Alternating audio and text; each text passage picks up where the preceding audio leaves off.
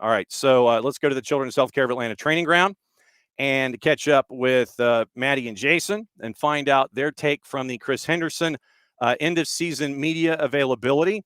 And they are SDH on the road.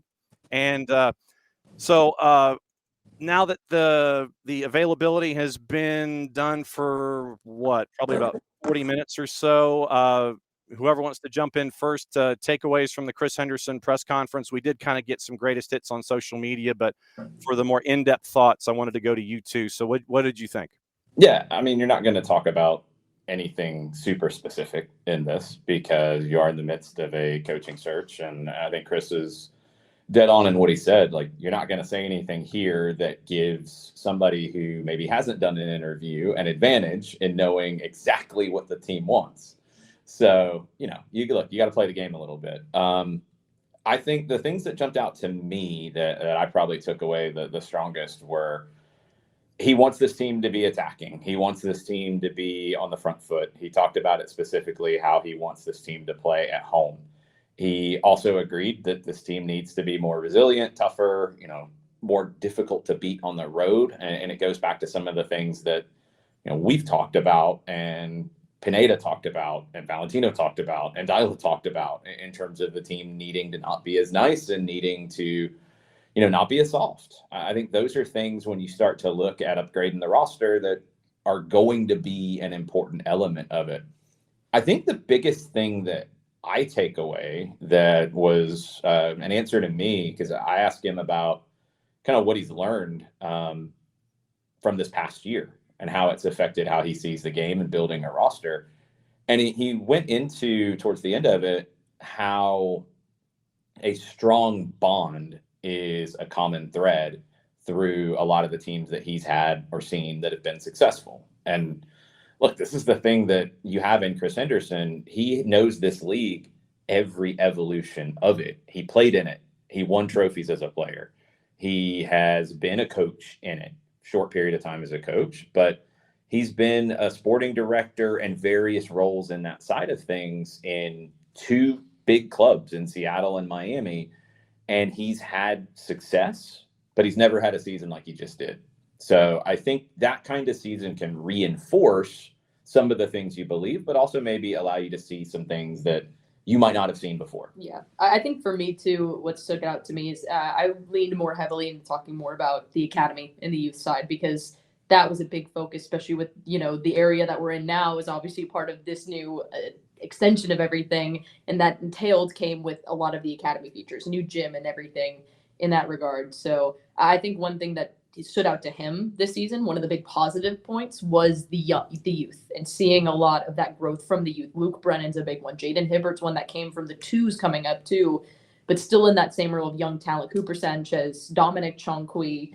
You also saw so many of those young players step up in those moments as well. And that also extends to the twos as well. You saw a lot of young academy players get the opportunity to show what they can do at a professional level. And that's something Chris Henderson took away from this season. The positive side of this season was seeing that youth come into play and seeing that youth continue to develop and make an impact. And something that, especially looking ahead to this new head coach, something I asked, how important is it for the new head coach to have the same ideas for you guys, especially in developing young talent and getting them more involved in the first team? And he said the same thing. It's a pathway, and we want to make sure that we're not blocking young players from that path, especially if they're ready. Because, hey, if you're good enough, you're old enough. We saw that all the time this season. And I think that was a big takeaway for me, especially because of the impact and the emphasis on the academy and how the academy has grown and how much talent is in the academy. Because, guys, if you're not watching the academy streams, if you're not watching Atlanta United too, you're not listening to us. Guys, this is the future of Atlanta United right here with these young players. And that was a big emphasis today too, talking about that young talent as well. You got to continue to bring them through. And also when they're ready to take spots on the roster, you've got to empower them to do that. Because in a cap league like Major League Soccer, you have to have your homegrowns producing to some degree, because they save you money on the cap. And look, it is every dollar you want to maximize in how you get the most out of a team. And I really think there is a key element, if you do it right, where maybe they're not starting, maybe they are starting, depending in certain situations. There's always going to be some who come through and turn into superstars. We've seen it with Caleb Wiley. We saw it with George Bello. We've seen it before. But even if you think about the idea of let's go spend $500,000 on a fullback, a swing fullback who can play on the right or the left, or we have a homegrown who can do that and do a good job, you've saved that money that can go into another spot on the roster. And when you look at wanting to make this team better, you're going to need every dollar you can get. So I think some homegrowns will be important parts of this roster. Maybe not in the starting 11, but maybe in that 12 to 18 group. Definitely in the 18 to 30 group on the roster of providing competition, pushing guys, and getting some minutes where needed. Yep. Chris, I think one of the blurbs that made its way out of the media availability that this was one of the toughest seasons he's had in 3 decades in Major League Soccer. And to your point, guys, it has to do with the younger players. Chris was a part of that fabric in Seattle, where if you're young enough, you're good enough, you're going into the lineup. And we've seen it with Brian Schmetzer specifically and the successes that have been attached with Seattle. Well, he was kind of before that, John. That's what's interesting about Chris's time in this league. And I think that's why it's so important that he's here. Because you go back to Seattle before, they weren't producing guys. And they did well, and they had good rosters, and they were always a strong scouting department, always picked up good players and got more out of them. But then when they started to produce the Obed Vargases and the Danny Leyvas and those kinds of guys that could play key minutes, it allows you to do even more. You know, when he went to Miami, academy was a big thing in Miami from day one because of just the talent pool that you have. And I remember talking to him when we were down there at the end of the season about Benjamin Kremoski and seeing what he could do and provide to that team. So I think that's one of those things that has evolved. And Chris has been part of that evolution of young players getting important minutes. And now it's more important than ever, I think, to maximize your roster, to have young players contributing. Especially in MLS, I think. And I think you're seeing the growth of that, I think, specifically this season. You look at a lot of the big teams that are in the playoffs now that are not in the playoffs as well. You look at LAFC and that starter as Nathan well. Ordaz. Nathan Ordaz. You also look at Alex Freeman for Orlando, a bright spot in that entire season as well. I mean, I even look at Quinn Sullivan. I think Quinn Sullivan as well is another big one too. Comes from Philadelphia, that big home ground, unfortunately got injured too. And listen, we could talk about our issues with Philadelphia. I think Quinn Sullivan's a great player. I really do. Brian Gutierrez for Chicago. Brian Gutierrez. You have so much young talent, and that's why I think MLS, that's what stands out about it, because you are able to have these homegrown players come in and make impacts, whether it's off the bench, whether they are starting in those moments and earning those spots. But it's a big thing too to make sure you're not blocking that path for these homegrown players too. You're not blocking that path to allow them to make that jump, especially if they're ready. That's the element that you have to take a look at, and we'll do a deep dive into it here soon. Chris talked about rough timelines. He didn't commit to any specifics of new coach in a week or 2 weeks. He didn't get into that because he said a half dozen interviews, and he talked about a whole lot of conversations. So they're still in the midst of the process. We only know the 2 names that have been talked about publicly, and that's just what's been reported in Tata Martino and Giovanni Savarese.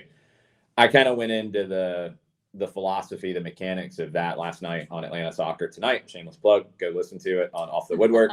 But the depth chart overall, I think when you start to talk about what Atlanta United's going to do with their roster for next season, you have to factor in not just who did well for the twos and who can contribute right now. Who are the young players who played this season and can contribute maybe more? You have to look a year down the road. You have to look sometimes 2 years down the road, because it will affect who you go out and sign. And I think if you're ignoring that, you're doing a disservice and you're misleading people. Because if you look at, and I'm trying to think of somebody right now that could be on that line. Let's say Ignacio Suarez Corey, who debuted with the twos this year, scored a goal, grew in the minutes that he got in the second half of the season. If you look at him and say, he's somebody that we could see contributing in the first team in 2 years, that's going to affect what kinds of players you go out and get in his position in front of him. You're probably not going to go get somebody who you expect to be here for 5 years. Right. You might go get somebody for 2 years. You might go get somebody who's a little bit older who can be a mentor.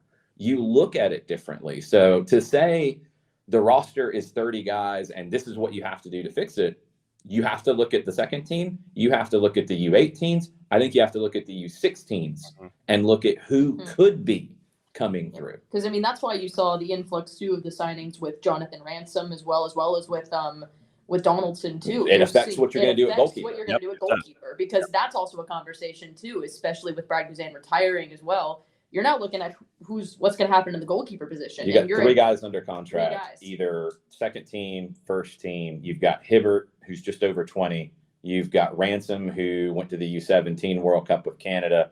And you've got Donaldson, who's a year younger than that. And then you have to decide on an option for Josh Cohn, if I'm correct with the contracting. Yeah, and again, like those three guys maybe makes Cohen more valuable in some ways because he is a little bit older. Maybe you're not looking at him as a long term, but maybe he's a number 2 for another year, so you can continue to develop. You have to look at building a roster in Major League Soccer in 2026, not just at 30 guys. You're 30 guys, you're a second team, you're a U18, you're a U16, and you have to plan accordingly. If you don't, you're going to have to then fix those mistakes down the road. How much longer do we have you? Because I know that you guys have to do some content up there that's going to be on the network. We'll do some content a little bit. We got time. You got time. We all got time. Okay. A roster designation question. So right now, Atlanta United they're on the 3-and-3 model. It's 3 DPs, 3 U22s. One of those currently is listed as Edwin Mosqueda, who is out on loan. And there are two U22 slots that are open. When it comes to the homegrown players that are under contract, can they go into those U22s? Do you want to keep them as homegrowns? How does that work when it comes to filling those slots so you can best benefit those U22 availabilities, keep your homegrowns as a part of your 30, and blend all of that together? Well, the way they hit the cap, it's almost always you don't want a guy on a first homegrown deal going into a U22 because they're going to take up a bigger cap slot than they would as a homegrown. It's where the U22 and homegrowns can intersect, I think, is when you're re-signing a player, because then you can re-sign somebody for a larger contract and have them hit the cap at a lower number because of the U22 designation. We talked about this in the past with Jay Fortune has possibly fallen into that. He didn't. I think Jaden Hibbert potentially could if you decide you want to sign him to a longer term deal because it is an option for him. I think you have 2 more options after this. But if you say, you know what, we want to lock him up in a different way and commit to him a little bit longer, we're going to sign him, but he's going to be a U22 designation. That's where I think you see that. I think the U22s are really important. And I think they're really interesting. And you look again at Chris Henderson's history, because I think you don't look necessarily at what Atlanta United's done since 2017 with how they've used roster spots. I think you have to look at what Chris has done and how he sees the game. He's used U22s to good effect. In Miami, he did. Can he do that here? And you look at the roster and what kinds of things you might need. If you decide you want another winger, that's a prime U22 kind of opportunity. If you decide you want a young forward who can push latte lot and be somebody that potentially develops and maybe is a guy on the way up, you could go U22 there. Fullback, maybe. It depends. Maybe that's a little bit harder one. And you start to, again, look at the academy. And I think you've got guys coming that you maybe don't want to go longer term, younger signing at fullback. I look at it as a wing or a 9 potentially, or if you want to do a longer deal with Jaden Hibbert, because look, here's the thing about Jaden is he's going to have possibilities in Europe, being a young goalkeeper with some minutes, being in demand by at least 2 national team programs, potentially being at the World Cup with one. He's going to be in demand, and to make him happy, you might need to look at a bigger deal. If you decide you want to go with that, you also got 2 young guys coming behind him. So that's all, that all goes into the equation. It's not easy decisions here and just, firing off hot takes and checking boxes. Right now, options, Luke is through 27, option for 28. DCQ option 28, option for 29. Matt Edwards, options for 26 and 27. Jay an option for 26. Ashton Gordon 27 and 28 through 26. Jaden right now contract through this year, options for 26, 27, and 28. Yeah. Same for Will Riley. And Nick Sessick is a 25 with options for 26 and 27. So that's Hibbert would be, if there's any of them that could potentially become a U22 with a bigger contract, Hibbert would be the one that would make sense if you decide to go that direction. But with 3 years of options, you don't have to. But if you want to pay him more, then your option is that might be a valuable way. Maddie, anything else from the Chris Henderson media availability stick with you, whether it was discussing personnel matters, philosophy, anything else stick with you from the press conference this morning? Yeah, I mean, I also asked too, as well, with, Ronnie Dyla being let go as well. There was the conversation of other members of the coaching staff as well. We did find out that Kenny Miller was let go as well. And a decision will need to be made as well about everybody else on staff when that new coach is hired as well, because it'll be a decision on if they want to keep some of those people involved as well, or if they want to bring an entire new coaching staff. That just depends on who the head coach is as well. That was the other thing. But no, I think it was also something like towards the end as well. Joe Fryhofer asked a really good question to Chris, especially, I think about his care for the team. And Chris Henderson is very involved, I think, in everything. You guys saw him probably a lot on the away trips, being involved in the locker room, being always there. And I think especially when we look ahead to 2026, Chris Henderson is going to be fully hands-on in trying to piece it, to get everything together, making this really solid heading into 2026, especially looking at everything from bringing in a new head coach, bringing in new players, bringing in everything else to try to make 2026 a lot better. And I think I'm excited. It's going to be a crazy offseason. I think we're not going to get any sleep. We're going to need a lot of these. Yeah, we're not going to get any sleep. I was going to ask what's in the styrofoam. All right, ready? Brown sugar shaken espresso. I got a venti today because I needed it. I got a smaller one. It's already gone. I missed the horchata shaken espresso, to be honest. That one I liked better, but this one's pretty good. Okay. The horchata one was better. Yeah, as the two of you argue about that. We were wrapping up match day ones when it comes to MLS Cup playoffs. Last night we had our first loss of a home side, and it was NYCFC going on the road to the bank and taking care of Charlotte 1-0. And Dean Smith made a point after the match to pretty much kvetch about his team and also kvetch about the fact that he had to play in a midweek. So it's MLS. You have to play in midweek games. It happens all the time. The playoff schedule, look, there's a thing about the way we talk about soccer in this country where Dean Smith fits right in terms of complaining about everything, because we always complain. I mean, let's go back to before the Apple deal. We can't find the games where I need to go to this place and then this place and then this place. Then they're all in one place. Well, now I got to pay a subscription. Well, welcome to the world we're in.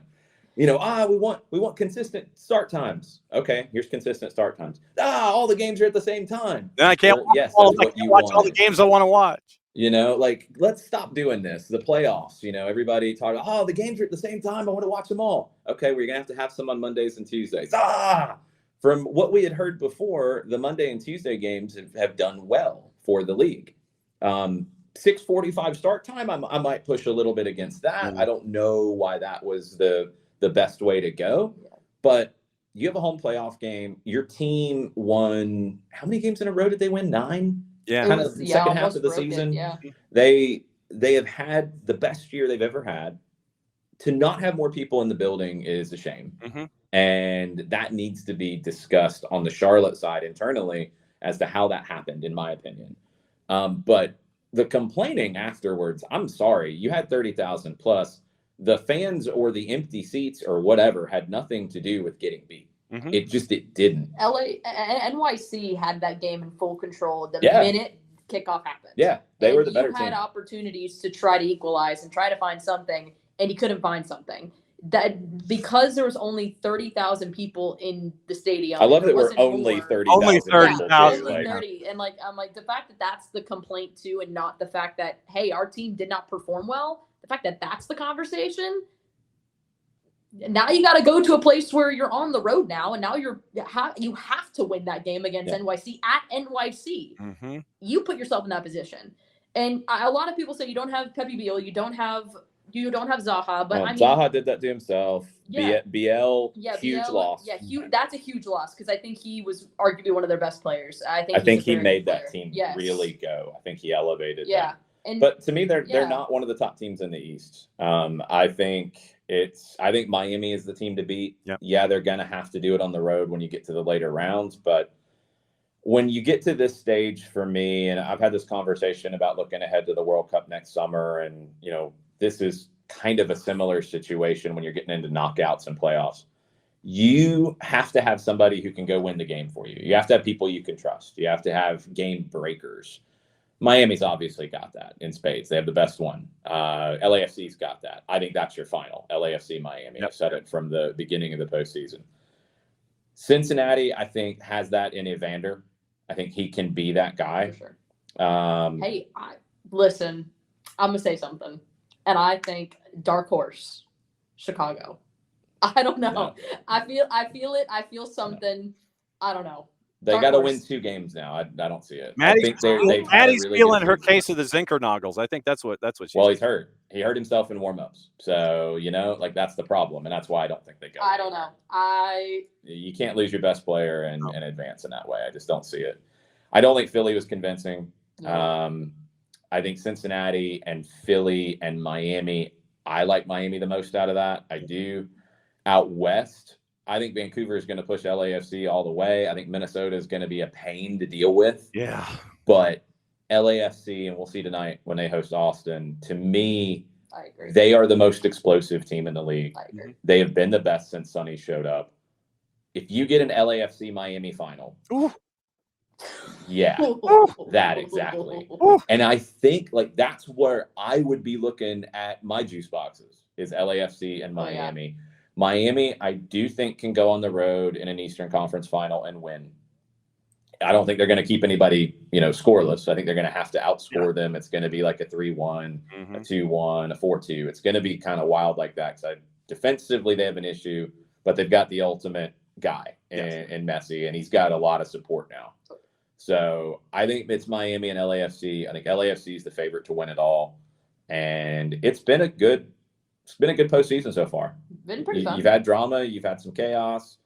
Now we get into game 2s where I think all that ramps up because you get desperation into the mix. Because I'm curious, especially the Philly and Chicago one really does stand out to me because of what happened in that first game. I think it'll be a great second game. Because Philly had the 2-0 lead. Chicago's able to come back immediately, and you lost all control. You lost everything. You were so flustered.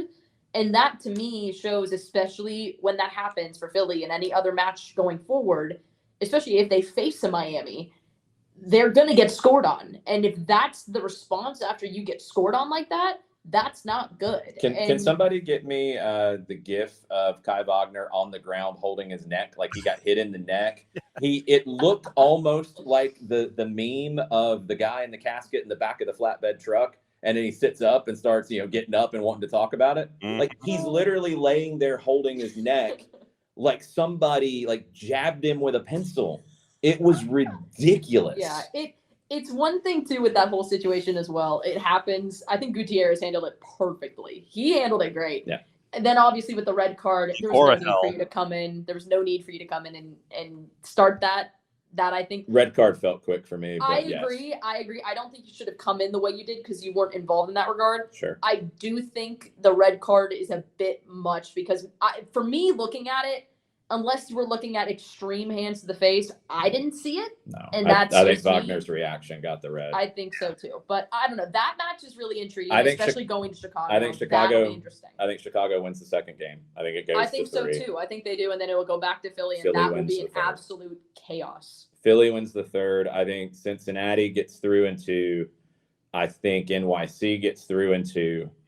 I think Miami gets through in 2. I think that's a lot of road teams winning in the second leg.